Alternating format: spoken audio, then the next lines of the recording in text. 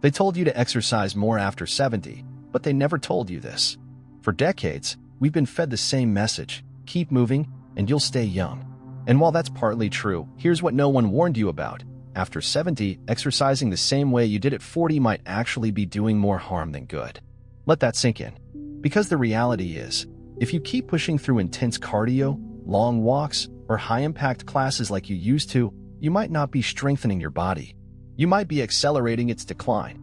I know that sounds shocking, but after more than a decade working with older adults, men and women in their 70s, 80s, even 90s, I've seen this firsthand. People who were once active and independent began facing chronic fatigue, joint pain, and even dangerous falls, not because they stopped moving, but because they were moving the wrong way. So today, I want to share a smarter way forward.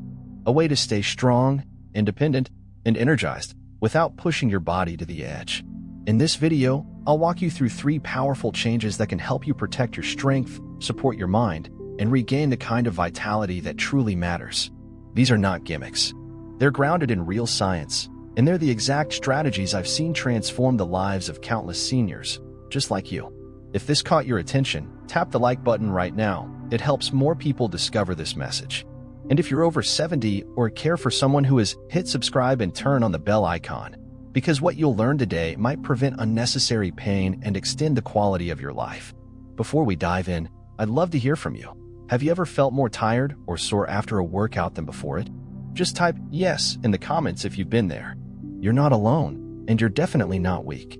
The truth is, it's time to stop measuring fitness by how far or how fast you can go. Instead, let's talk about something far more important: strength, the quiet, steady kind that keeps you standing tall, living independently, and doing the things you love. And that's exactly where we'll begin. 1. Strength training, the foundation of independence after 70.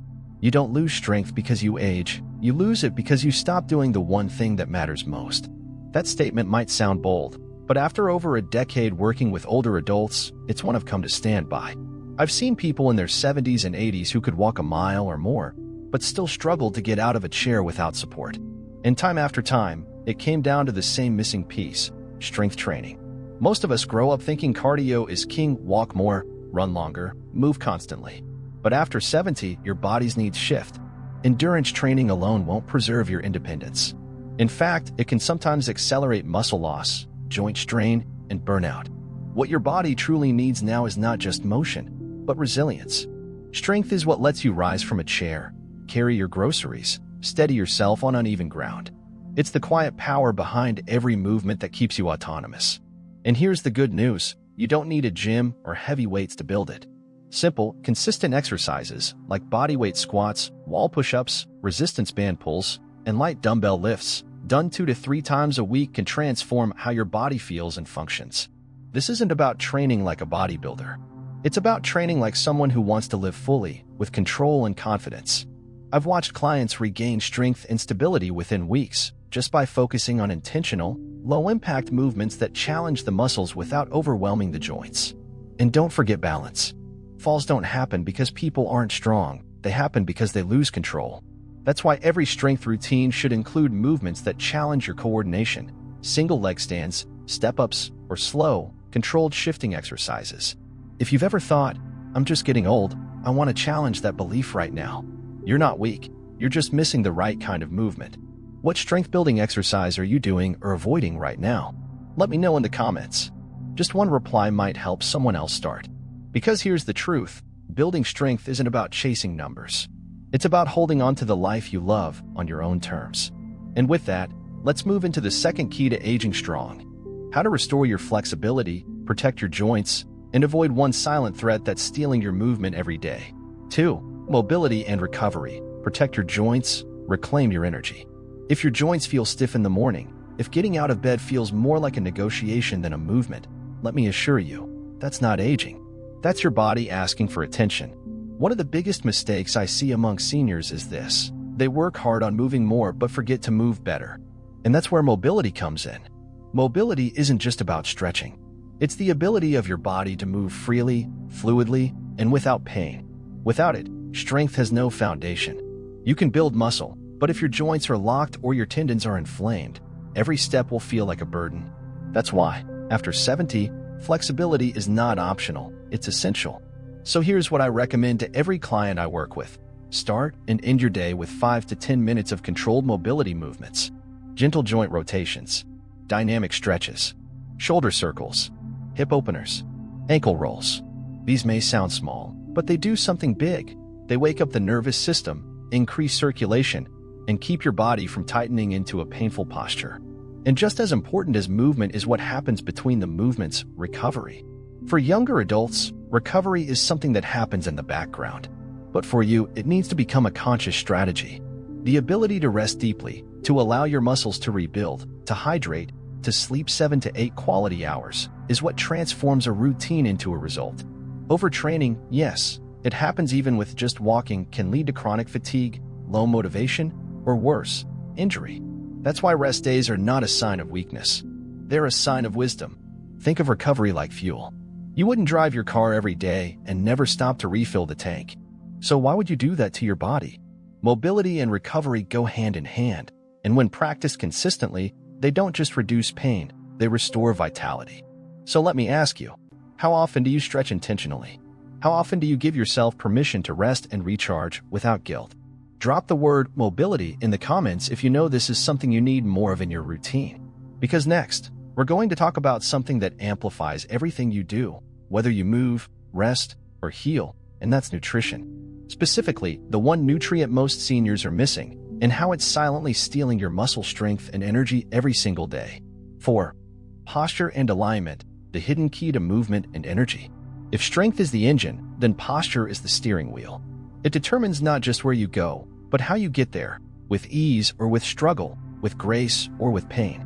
Over the years, I've seen it again and again. Someone builds muscle, eats well, and even walks regularly, yet still complains of back pain, shallow breathing, or fatigue. And more often than not, the culprit is posture. After 70, posture doesn't just affect how you look in the mirror, it affects how your body functions from the inside out. When your shoulders round forward, your chest tightens, and your spine collapses, you compress your lungs, slow your digestion, and sap your energy. Your body becomes rigid, and so does your mindset. But here's the good news, you can retrain your alignment at any age. It doesn't require a chiropractor or expensive equipment, just awareness and a few powerful movements done consistently. I always recommend starting small. A few shoulder blade squeezes throughout the day, wall angels to open the chest, gentle core activation to support the spine. Even practicing sitting tall for 5 minutes while breathing deeply can reset your nervous system and increase blood oxygen to the brain. And yes, posture is more than a physical act. It's a psychological one. People who stand tall walk into rooms differently. They engage more fully. They feel more capable and in control. I've watched clients go from shuffling to striding just by focusing on alignment for a few weeks. They didn't just move better, they felt younger. So, if you're reading this and you're slouched right now, take a breath, roll your shoulders back, and sit tall. How does that feel? Comment the word tall below if you needed that reminder. I guarantee someone else did too. Because posture isn't about vanity, it's about vitality. And coming up next, we'll explore something that's often ignored, but may determine how long you can live independently. Your brain. Not just your memory, but your ability to think clearly, adapt, and stay mentally sharp well into your later years. 4. Posture and alignment, the hidden key to movement and energy. If strength is the engine, then posture is the steering wheel.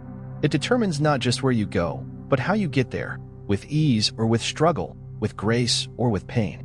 Over the years, I've seen it again and again. Someone builds muscle, eats well, and even walks regularly, yet still complains of back pain, shallow breathing, or fatigue.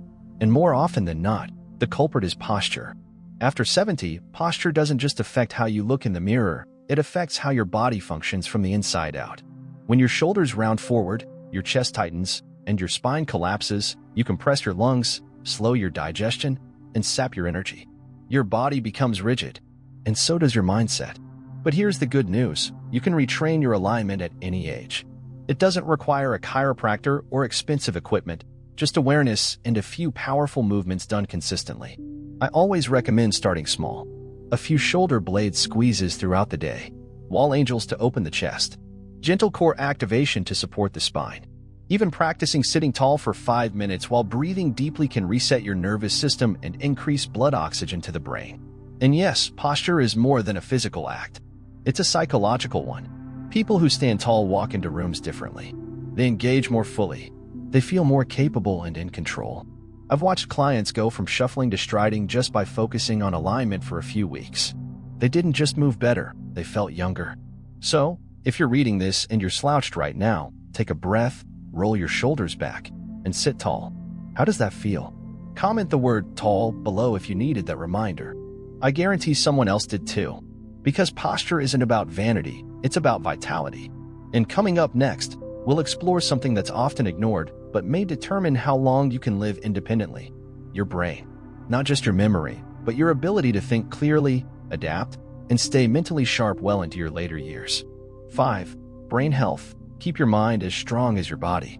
Your muscles may carry your body, but it's your brain that carries your life. And yet, so many people over 70 focus entirely on physical strength, while neglecting the very thing that makes them who they are, their mind. The truth is, mental decline is not inevitable. It doesn't come with the number on your birthday cake. It comes with disuse, routine, and isolation.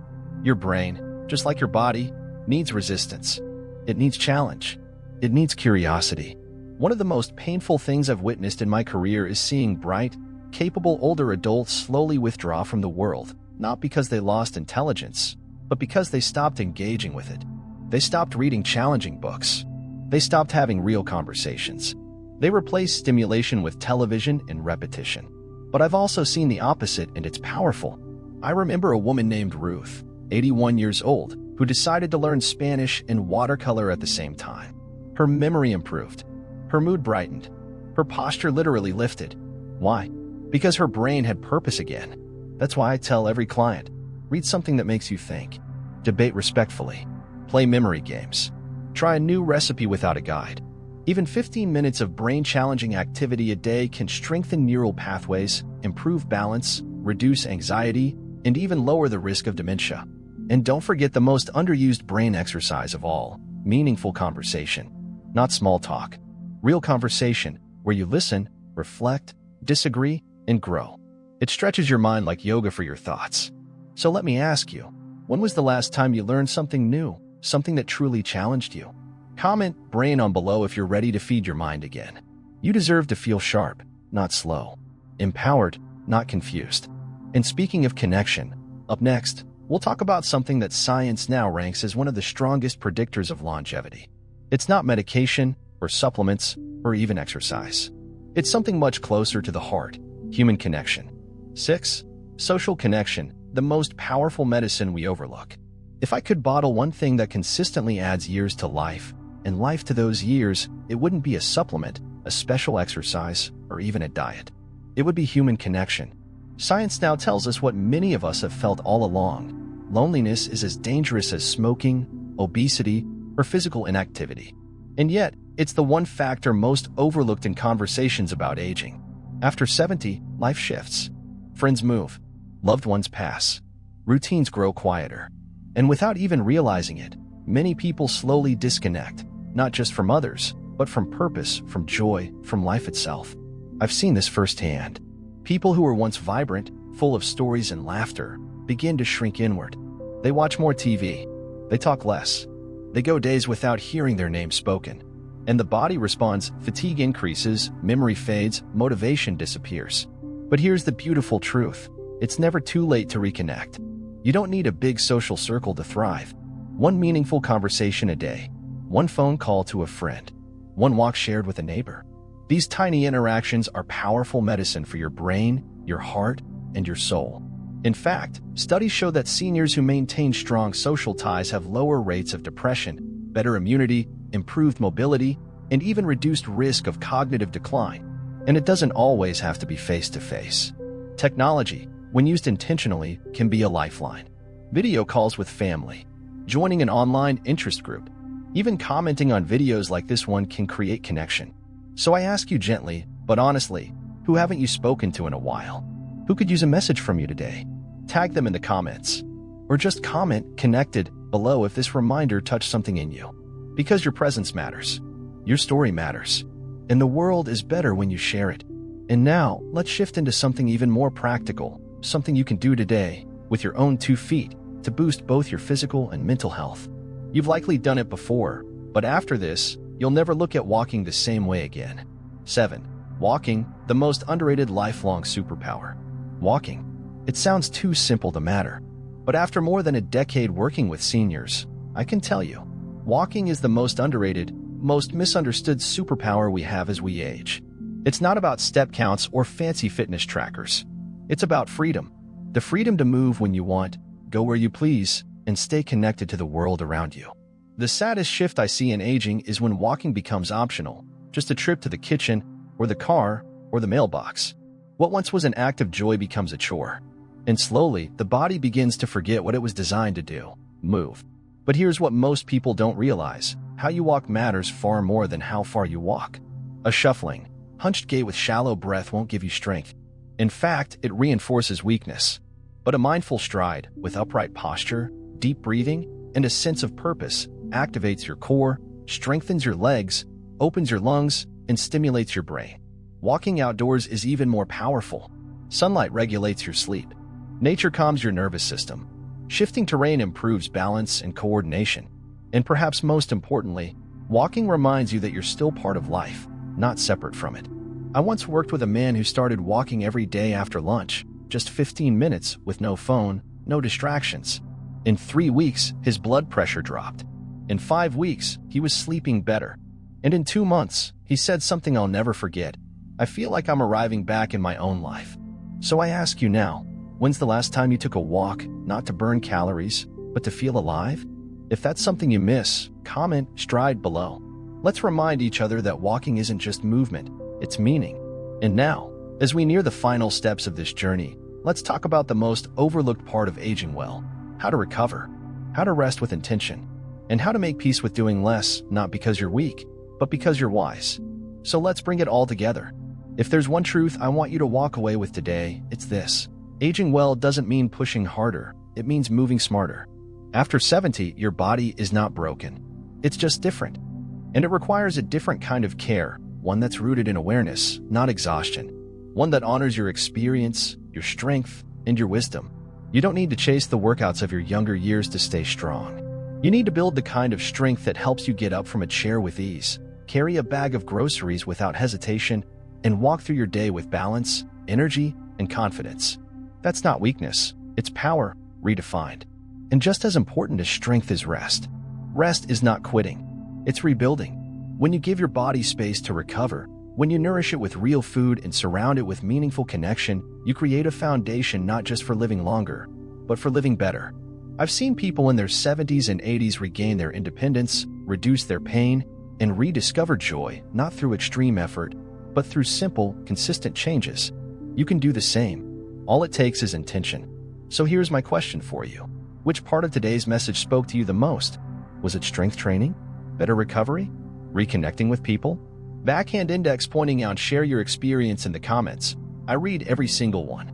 You never know who you might inspire just by telling your story. Speech balloon, and if this video helped you think differently about aging, please tap like so others can find it too. Bell, hit subscribe and turn on notifications because we have so much more to explore together.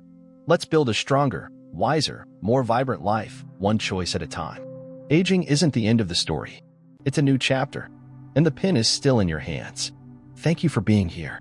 Now go move with intention and live with strength.